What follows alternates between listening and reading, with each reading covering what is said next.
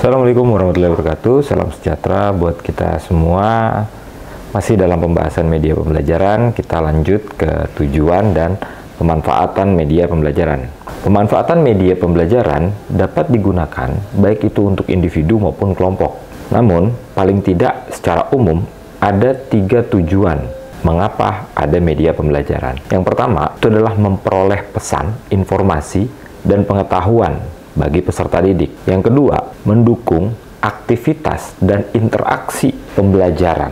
Nah, yang ketiga, sarana persuasi bagi siswa atau peserta didik dan juga motivasi. Setiap media memiliki ciri khasnya masing-masing. Misalnya, media audio sangat tepat untuk digunakan menyampaikan informasi yang secara komprehensif, sebuah ide, konsep, dan gagasan. Media audio juga berperan dalam membentuk daya imajinasi serta menstimulus munculnya ide atau gagasan baru yang biasa kita sebut inovasi baru berdasarkan konsep atau teori yang ada. Media audio saat ini sangat berkembang seiring dengan munculnya podcast dengan berbagai podcasternya. Kemudian, media gambar berperan dalam mengurangi terjadinya misinterpretasi atau kekeliruan interpretasi dalam mempelajari informasi yang bersifat abstrak. Media video memiliki keunggulan jika digunakan untuk mempelajari informasi dan pengetahuan tentang gerakan, proses, dan prosedur untuk melakukan sebuah aktivitas. Biasanya seni dan juga gerakan-gerakan atau praktik-praktik pada mata pelajaran tertentu. Yang terakhir adalah media berbasis web.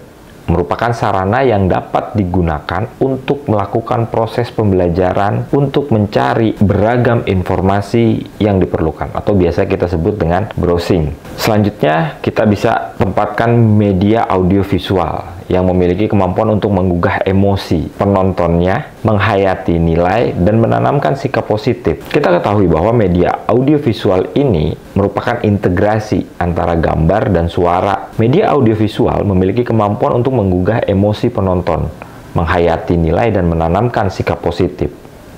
Adanya integrasi antara gambar dan suara dalam media audiovisual memungkinkan tercapainya pembentukan afektif atau sikap dalam belajar. Artinya, media diperlukan sebagai sarana dalam mengkaitkan informasi dengan pengetahuan yang memang kita perlukan atau menjadi tujuan pembelajaran. Nah, media ini juga berfungsi sebagai sarana untuk memotivasi perilaku.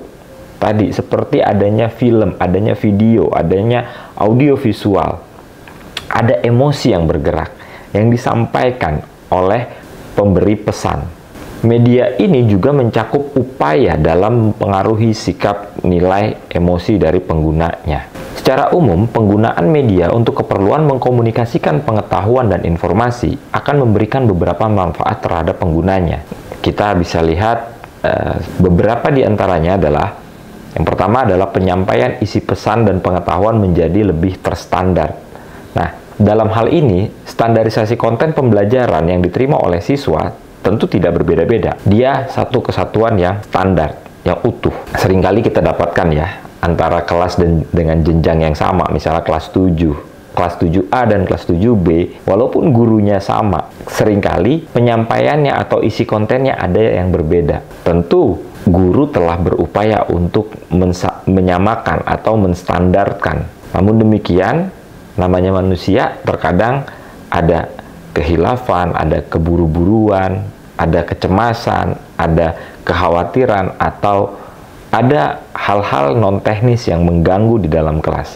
Oleh karena itu, media membantu menstandarisasikan apa yang disampaikan oleh guru. Berikutnya, proses pembelajaran menjadi lebih jelas dan menarik. Pada media pembelajaran yang berupa gambar, persepsi tentang sebuah objek atau sebuah benda atau sebuah konten, baik itu yang abstrak maupun yang real, menjadi sama persepsinya.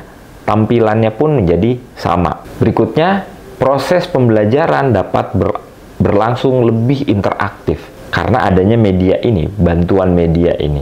Berikutnya, penggunaan waktu dan tenaga dalam memperoleh informasi dan pengetahuan lebih efisien. Artinya tidak ada waktu yang terbuang percuma di dalam kelas atau di dalam pembelajaran online, sinkronus maupun asinkronus. Kita bisa perhatikan, misal, di SMP 1 jam pelajaran itu misal sekitar 40 menit. Kalau 2 jam pelajaran, 80 menit. Waktu efisien guru dalam mengajar belum tentu 80 menit, bisa jadi hanya 30-40 menit dari 2 jam pelajaran itu tadi. Nah, dengan adanya media ini, waktu jadi berlangsung lebih efisien. Selanjutnya, meningkatkan kualitas proses pembelajaran. Karena tadi pembelajaran sudah efektif, efisien, terstandar, maka tentu kualitas pembelajaran itu akan lebih meningkat. Dan khusus pada media pembelajaran yang bersifat video, itu bisa diulang kapan saja, di mana saja, sesuai dengan moodnya siswa ingin belajar, sesuai dengan gaya belajar, tingkat kecepatannya. Ada yang satu kali setel video langsung memahami, ada yang 2-3 kali baru memahami. Dengan adanya pengulangan itu, siswa dimungkinkan untuk dapat benar-benar mencapai tujuan pembelajaran. Artinya apa? Kualitas proses pembelajaran menjadi lebih meningkat, lebih baik. Dan akhirnya proses pembelajaran lebih fleksibel. Karena tadi, jika menggunakan gambar, menggunakan media presentasi, audio, visual, dan kemudian siswa juga memilikinya, apalagi bentukannya video seperti ini, siswa memilikinya, dapat mengakses kapan saja, di mana saja, tidak putus storage, dan lain sebagainya misalnya.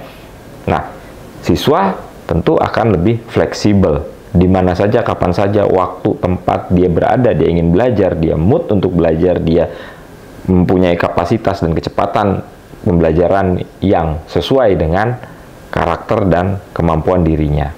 Dan yang selanjutnya, tadi sudah kita singgung bahwa media pembelajaran itu dapat meningkatkan sikap positif terhadap isi dan materi pembelajaran. Yang tadinya materi itu dianggap sulit, dianggap lebih complicated ya, karena diulang terus-menerus atau diperlambat videonya atau media pembelajaran, gambarnya, presentasinya itu dipegang dan kemudian dipelajari terus-menerus, maka siswa memiliki sikap yang positif, bukan hanya terhadap mata pelajarannya mungkin, tapi juga terhadap proses pembelajarannya. Yang terakhir, media juga dapat memicu terjadinya diskusi interaktif antar peserta. Nah, ini penting. Interaktif antar peserta, bukan hanya kepada guru, siswa kepada guru, mahasiswa kepada dosen, tapi juga interaktif terhadap peserta didik, atau terhadap siswa, atau terhadap mahasiswa, terhadap objek yang sama, namun tiap-tiap peserta didik memberikan persepsi, perspektif, dan peninjauan dengan sudut pandang yang berbeda.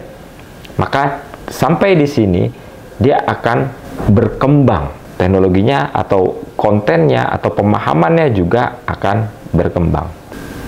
Demikianlah video singkat saya kali ini. Kurang lebihnya saya mohon maaf. Wallahu muwaffiq ila aqwamit thoriq. Wassalamualaikum warahmatullahi wabarakatuh. Salam sejahtera buat kita semua. Terima kasih.